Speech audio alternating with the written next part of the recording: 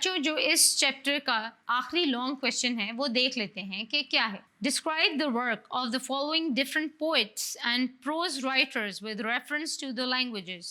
یعنی کہ جو مختلف پوئٹس ہیں اور نثر لکھنے والے لوگ ہیں ان کی آپ نے ایک ڈسکرائب کرنی ہے کہ انہوں نے کیا کیا کام کیے ہیں مختلف لینگویجز کے لیے. اور وہ لینگویجز کون کون سی ہیں؟ بلوچی، پشتو اور کشمیری، یعنی کہ یہ 3 لینگویجز ہیں. اگر آپ بچوں ان میں سے کوئی ایک لینگویج لکھ دیں گے اور باقی دونوں نہیں لکھیں گے تو آپ کے مارکس کٹ جائیں گے. So make sure you going to write about all of these languages. اب دیکھ لیتے ہیں کہ اس کا آنسر کس پیج پہ موجود ہے آپ کی بک میں.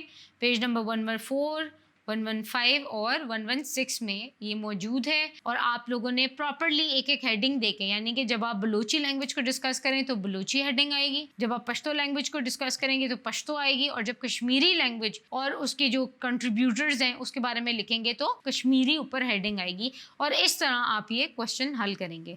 آئی am Benish Ansari, instructor of Pakistan studies at tutoria.pk.